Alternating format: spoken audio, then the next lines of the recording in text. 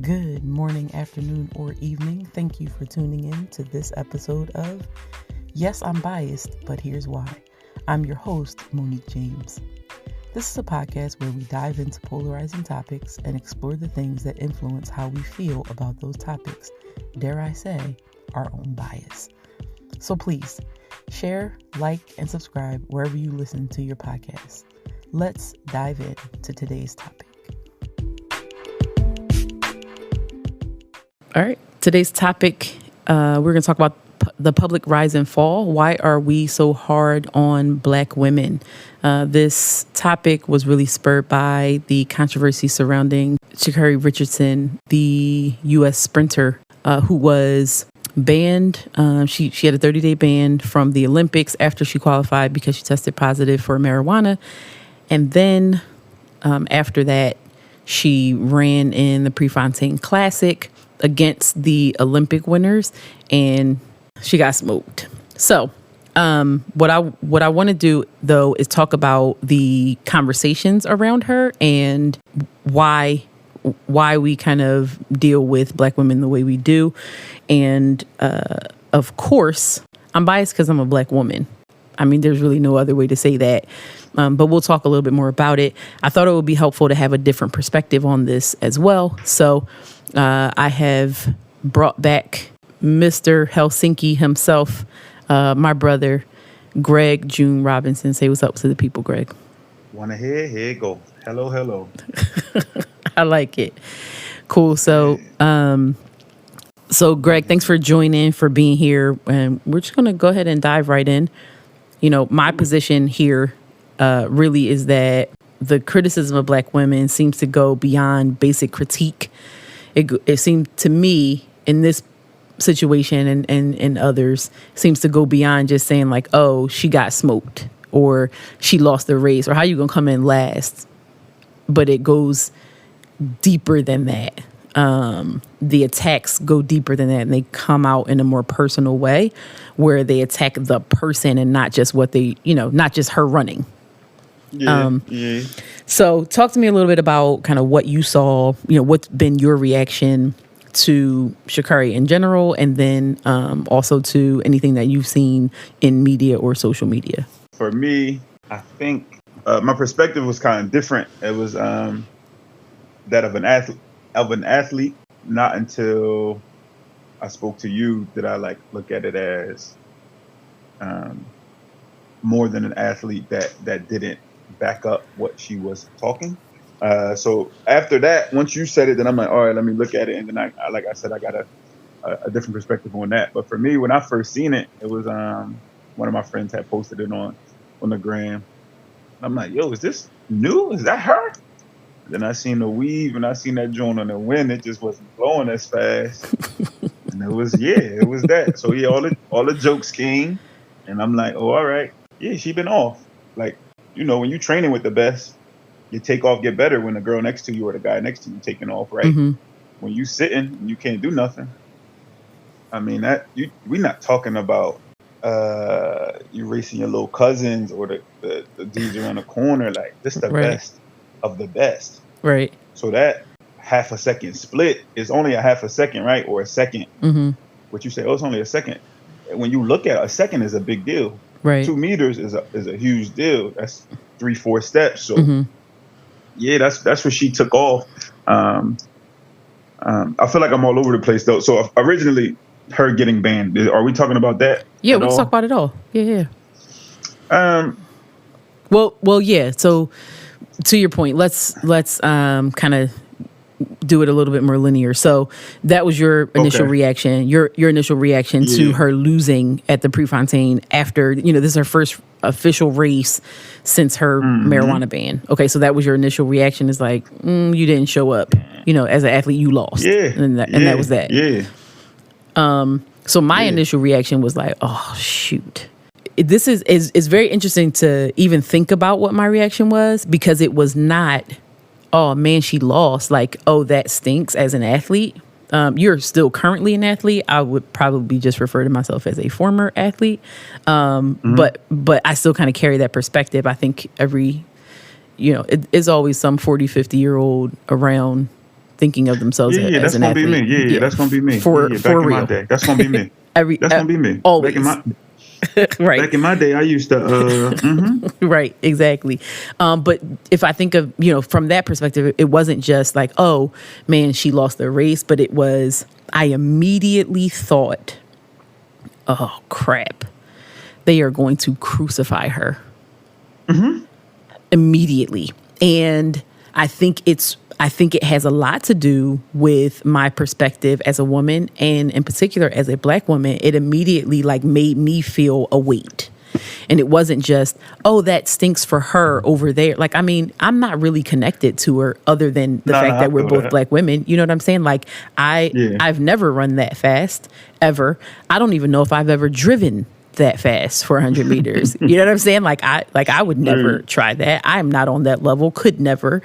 But I do definitely feel like there's a weight that every time a Black woman does something really great, I feel like I can be part of it. And every time a Black person does a Black person in general, but specifically a Black woman does something, I'm like, oh God, if it's not good, I'm like, they are going to, and I just felt bad immediately. Like, oh, this is going to be terrible. So that was like, that was my very first reaction was not of her. I wasn't reacting to the fact that she lost and came in last. Because if she had came in fourth, even fifth, I would have been like, I mean, these are the Olympic champions. Yeah. And Jamaica spanked everybody in the Olympics. Yeah, facto. That's celebratory for me. But I also see Jamaicans as Black people. So I'm like, okay, if it can't be the U.S., well, Jamaica, I rock with you, right? So, but that was my initial reaction. It wasn't like, oh, she lost and came in ninth. It was, they are going to kill her. So that was your initial response was to her as an athlete, like, dag, you sucked, you didn't bring it today.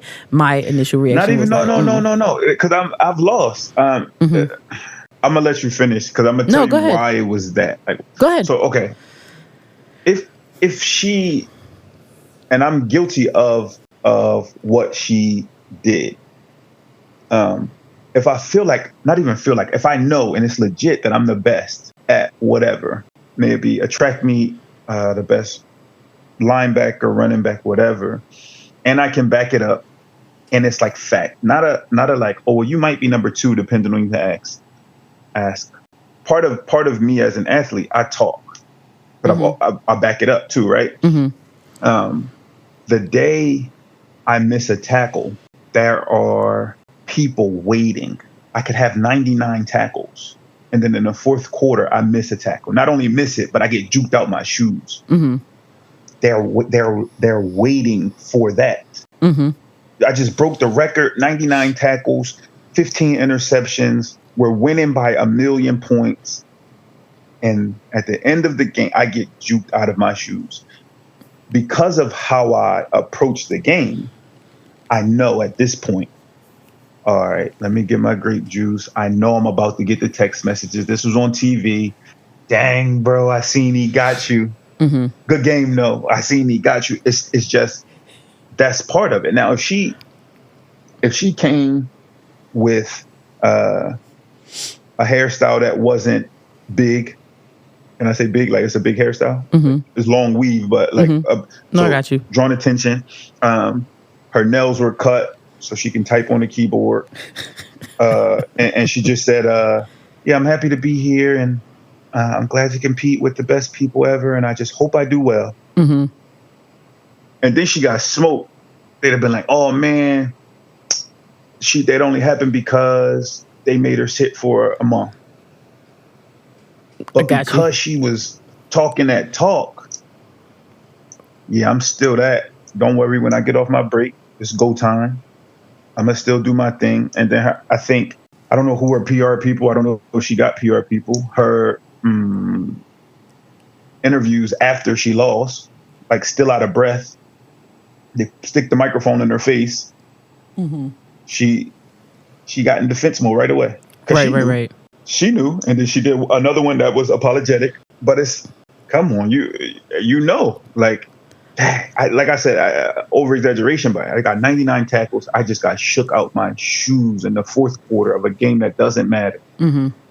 I know my phone gonna be going crazy right now. So that's, for me, that's what it was. It was like nobody cared that she lost. It's that she lost after talking crazy. Got you. So if you feel like if she was more humble, or But if she wasn't as loud.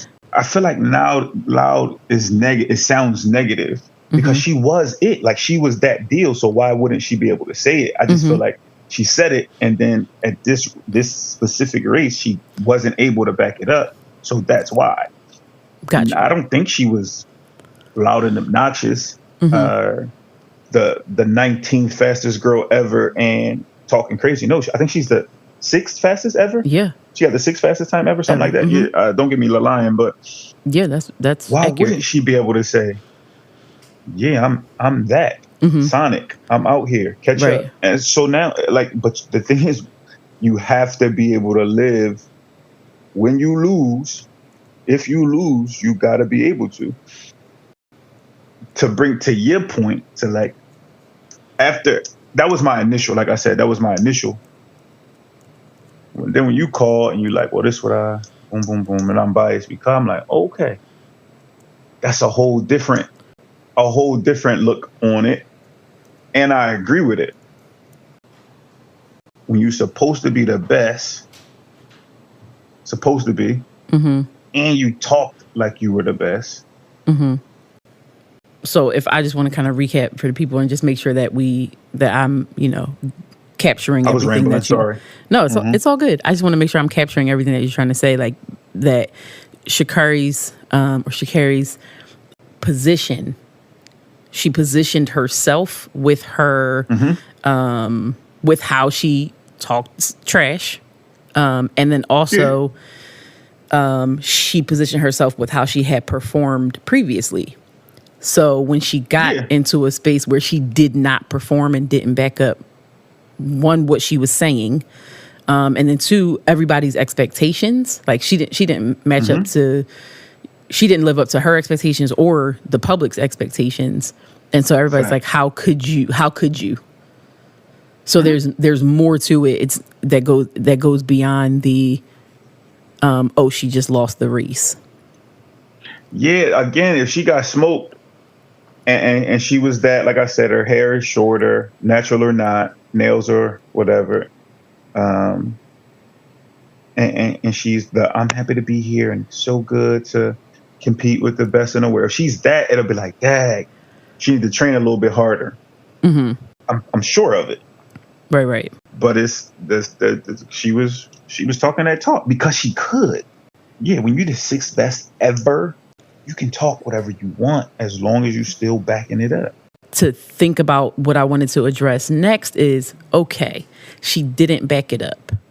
There are a million people on a daily basis who talk trash in a number of different industries, right? It doesn't have to be athletics. It could be in tech. It could be on the playground, on, the kids having a foot race. It could be, your uncles who go and play basketball after Thanksgiving dinner, right? Like, people talk all the time.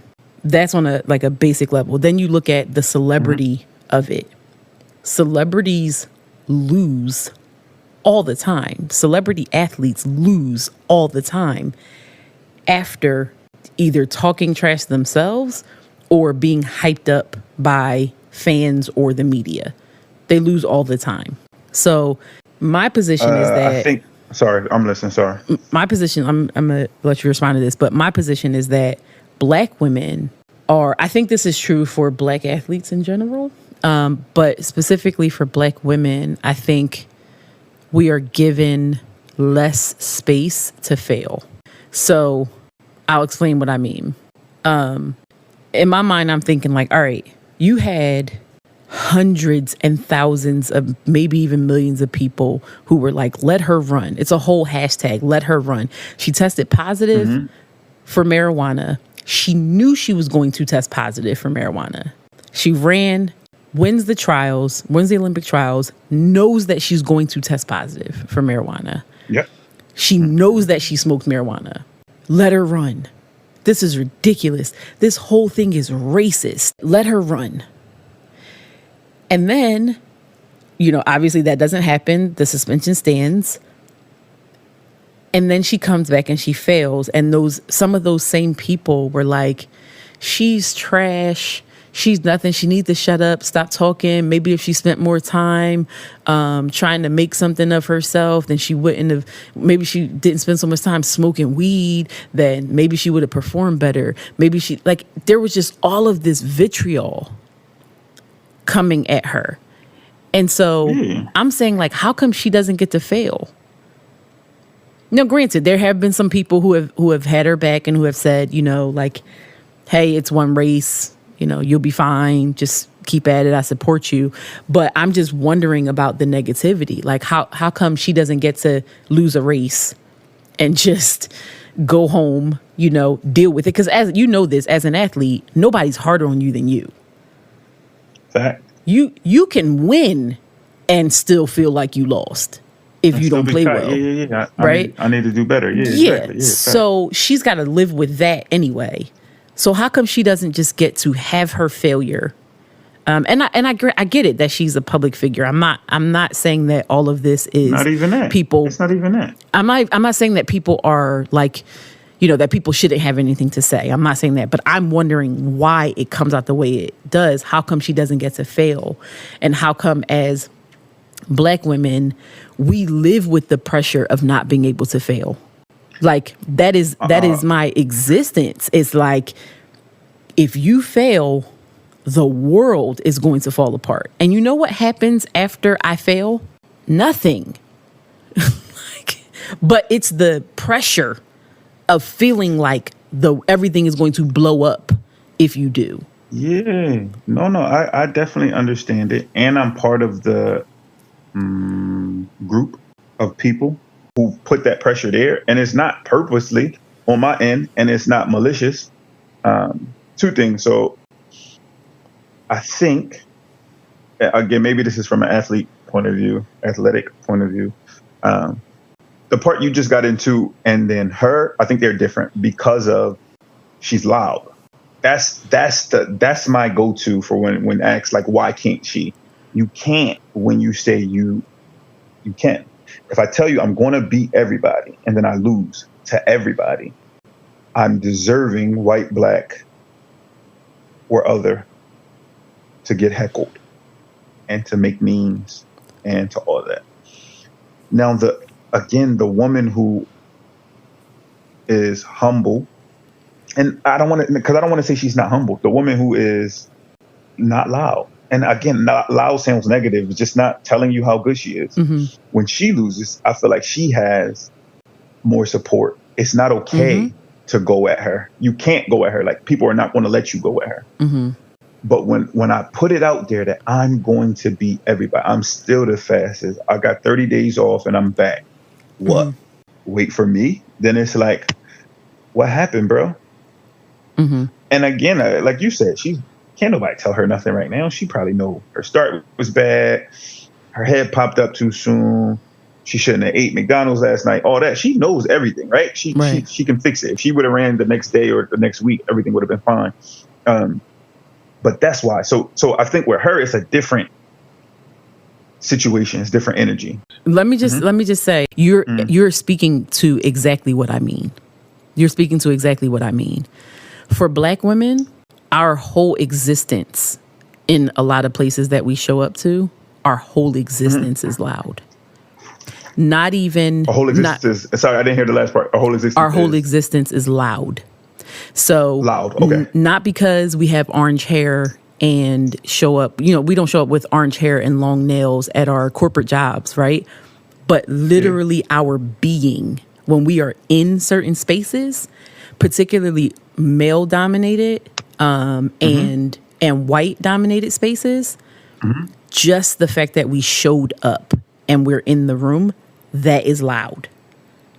So I agree. So we aren't it speaks to exactly what I'm saying.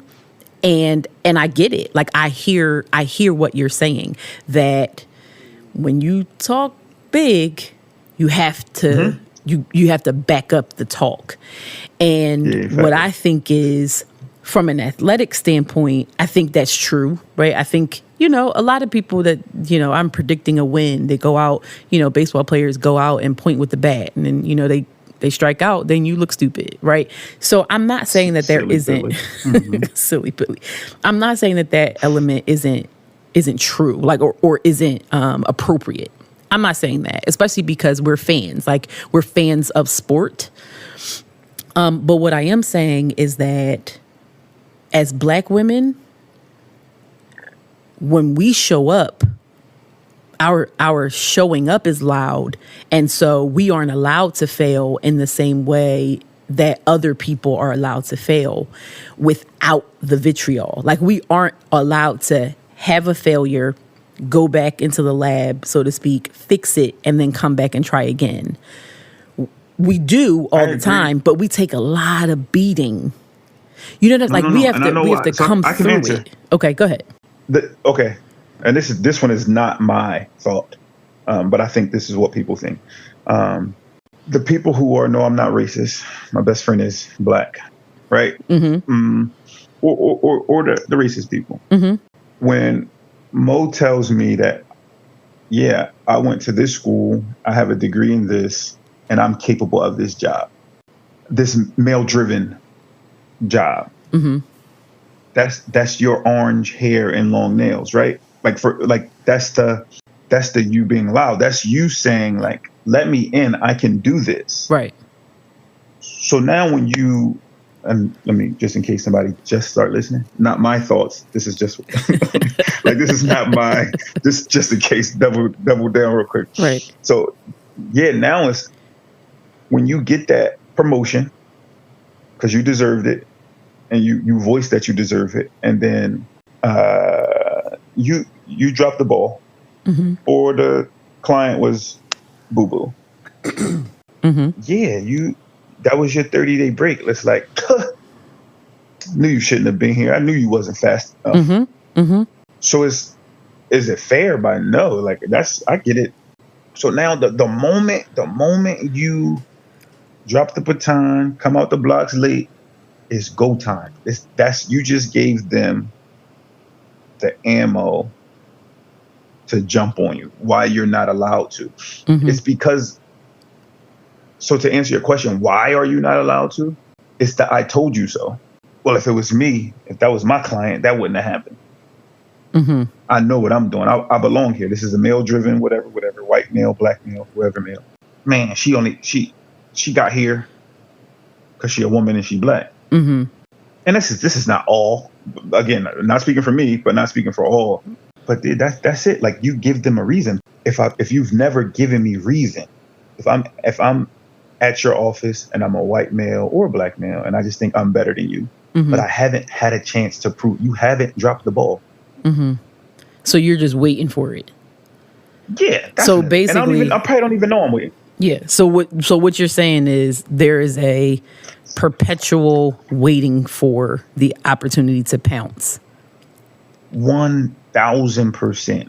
So it doesn't. So that's why we don't get the opportunity to fail, recover, keep going, unscathed, because we're going to do it anyway, right? Even when we fail, we are going to fail and come back and win, because we always do. Yeah. But it's the unscathed part. Like, we just come back. I feel like we walk through the gauntlet on our comeback, as opposed to the, hey, it's okay. And there is some of that. I do not mean to imply that everyone has been negative. People have supported her. But it just made me think about what happens in environments when Black women fail, and why we don't get the same level of grace. Because the only, and we're gonna wrap up, but the only other thing that I was thinking about is the fact that Black women don't get the same level of grace that other people do. So to your point, I might have failed with a client, after I had to make it clear that I could perform in a certain environment, and I had to basically advocate for myself, and then I get this promotion, right? I fail, and then it's like, but Trevor failed 77 times, and he didn't have to ask for a promotion or advocate for himself.